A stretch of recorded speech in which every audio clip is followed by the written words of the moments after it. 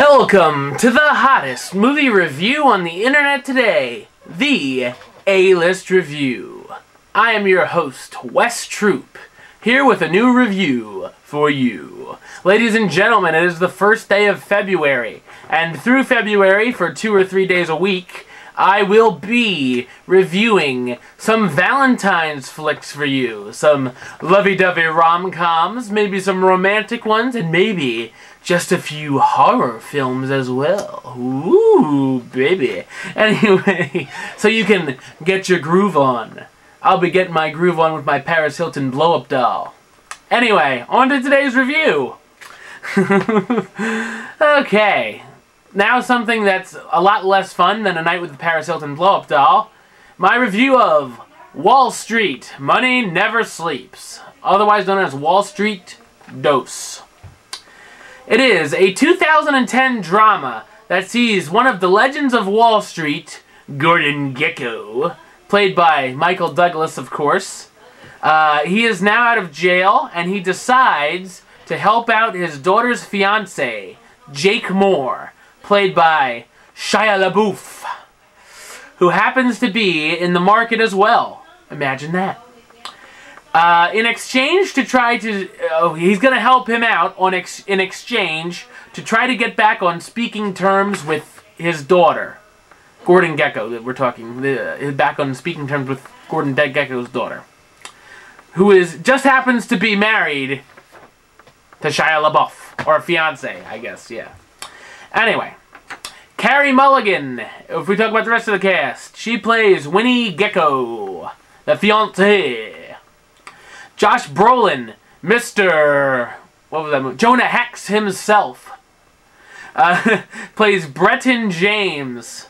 Frank Langella, who was last seen in The Box, plays Louis Zabel. And Susan Sarandon plays Jake's mother. What an interesting name for a character. Anyway, what did I think of it? Let's find out. It's a so-so sequel. It doesn't live up to the original, but, you know, whatever. Most sequels don't, unless you're Spider-Man 2 or The Dark Knight or most superhero movies. I thought when it came to the film, I wish it would have been more story and less stock market talk, because it would have kept me more interested in the film. You know, when they break off from the story and they're like, well, you can do this with your with your money, finance here, finance there. It's like, you know, so whatever. I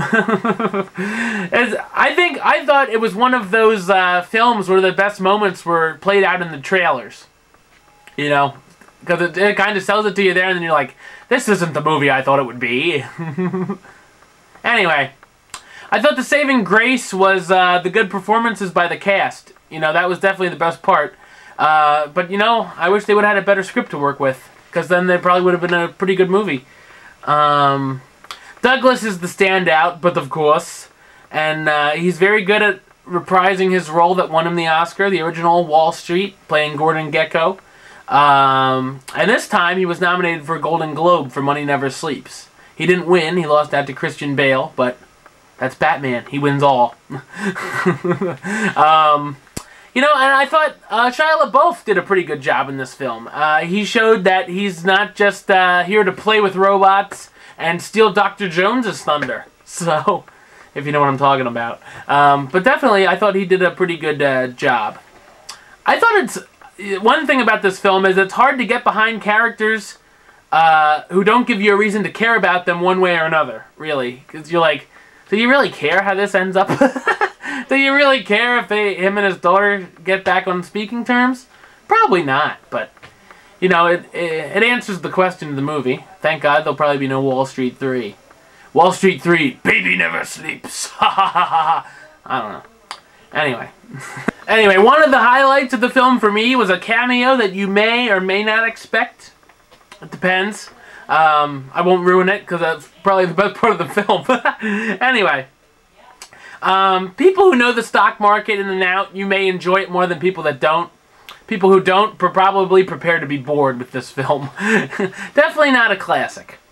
Anyway, therefore, the A-List gives the film Wall Street, Money Never Sleeps the rating of meh. You know, it wasn't the worst film I've sat through this year, but, you know, it definitely had me going a couple times, at least. Oh, now I got myself started.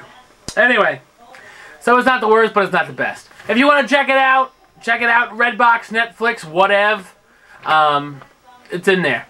So, till the next time, peeps, it will be a Valentine flick on the next review. Till then, troop out.